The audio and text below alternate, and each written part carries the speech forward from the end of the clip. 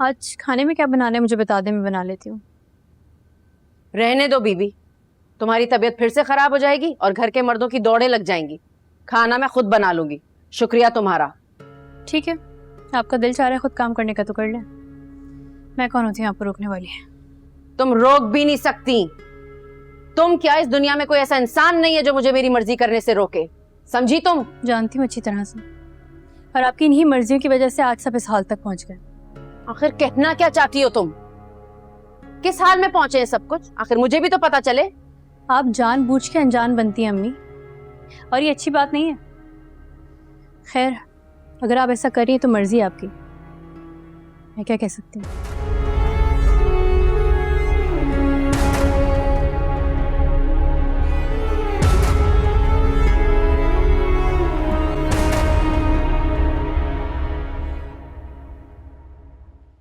तुम भी यार फारा।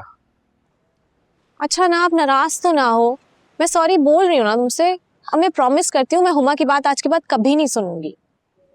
सॉरी यार, मैं भी कुछ गुस्से में ज्यादा बोल गया, मगर मैं भी क्या करूं। जैसे तैसे जोड़ तोड़ करके कोशिशों में लगाऊं कि तुम्हारे लिए खूबसूरत सी सोने की रिंग ले सकूं, मगर अरे मैं कह रही हूँ ना, तुम फिक्र मत करो पैसों की, बल्कि एक काम करो, तुम ना ये ज्वेलरी मुझसे लो, इसे बेचो और मेरे लिए कीमती गिफ्ट लो, बल्कि अम्मी अब्बू के लिए भी एक अच्छा गिफ्ट ले लो, अच्छा इंप्रेशन पड़ेगा तुम्हारा। तुम किस तरह की बात कर रही हो यार? तुम कह रही हो मैं तुम्हारे दिए हुए पैसे से तुम्हारे लिए गिफ्ट लूं, तुम्हारे अम्मी अब्बू के लिए गिफ्ट लूं? कहाँ होता है ऐसा? क्यों क्यों नहीं अच्छा लगेगा? अब हम एक ही तो हैं, और जो मेरा है वो हम दोनों का ही तो है ना?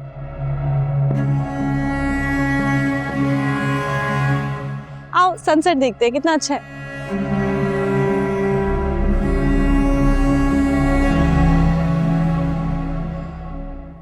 मुझे एक बात की समझ में नहीं आ रही कि इसमें हर्ज क्या है आखिर? हर्ज है, मैं अपनी बहू को किसी अरे गहरे डॉक्टर के पास नहीं भेज सकती। बच्ची पहले ही इतने क्राइसिस से गुजरी है, मजीद कोई दुख नहीं देना चाहती मैं अपनी बहू को। नहीं, तुमसे किसने ये कह दिया कि शादी उसे किसी अरे गहरी डॉक्टर के पास ली जाएगी? वो एक अच्छी और काबिल डॉक्टर है, इसलिए तो वो उसको। अच्छी काबिल डॉक्टर है या नहीं ये मैं नहीं जानती। सादिया को अगर वो इतनी अच्छी काबिल डॉक्टर लग रही है तो वो अपनी बहू को ले जाए ना। मेरी बहू के पीछे क्यों पड़ गई है हाथ धोकर? तुम कहीं पागल वागल तो नहीं हो गई हो? सादिया जो है दानिया की माँ है, दुश्मन नहीं उसकी कि जो उसे किसी गलत जगह पे ले जाएगी। काम तो हमेशा दुश्मनों वाले ही किए हैं आपकी बहन ने। वो सिर्फ क्या दानिया की एक माँ है? सोनिया क्यों नहीं नजर आ रही उसे? अब ये सोनिया कहाँ से बीच में आ गई?